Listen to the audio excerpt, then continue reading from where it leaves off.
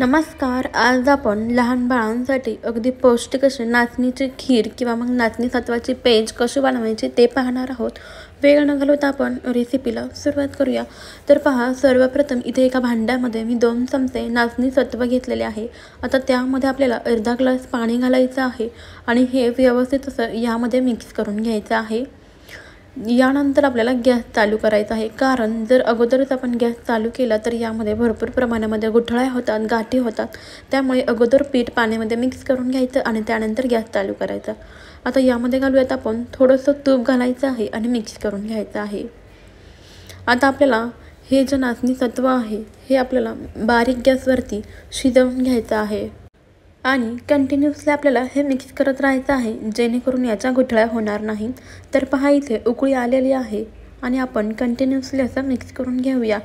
ही खीर तयार होईपर्यंत आपल्याला इथे अजिबातच गॅस सोडायचा नाही. तर बघा, इथे जरासा याला थिकनेसपणा आलेला आहे. आपण अजून मिक्स करून घेऊया. तर यामध्ये आपण साखर, गूळ काहीच वापरणार नाही. तर बघा, तुमच्याकडे जर 1 वर्षाखालील बाळ असेल तर त्यासाठी आपण साखर, मीठ अजिबातच वापरत नाही. जर 1 वर्षाच्या वरील बाळ असेल तर तुम्ही यामध्ये गूळ वापरू शकता. नॅचरल गूळ असतो, जो की सेंद्रिय गूळ असतो, तो वापरू शकता. तर बघा, इथे आपली नाचणीची जी खीर आहे ती या कन्सिस्टन्सीची बनवून तयार झालेली आहे. थंड झाल्यानंतर ही आणखीनच घट्ट होते, त्यामुळे याची कन्सिस्टन्सी अशी ठेवलेली आहे.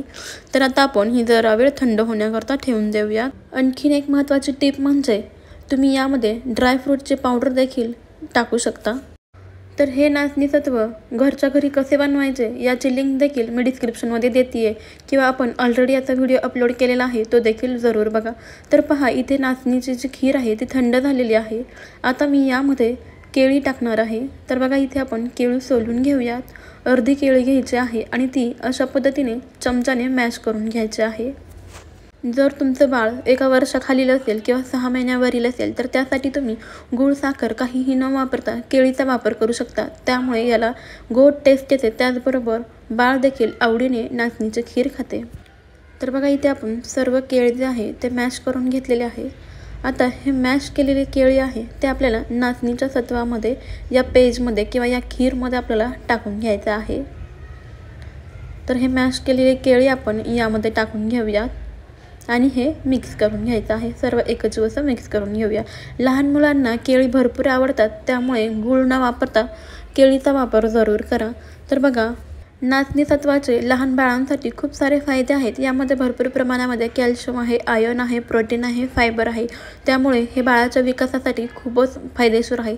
त्याचबरोबर हे खाल्ल्याने बाळाचे पोट छान भरते, तसेच बाळ अगदी शांत झोपते. त्याचबरोबर बाळाचे वजन देखील वाढून बाळ छान असं गुटगुटीत होतं.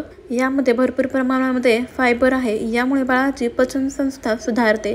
त्याचबरोबर भरपूर प्रमाणामध्ये लोह आहे, म्हणजे आयर्न आहे, यामुळे रक्तवाढीसाठी देखील मदत होते.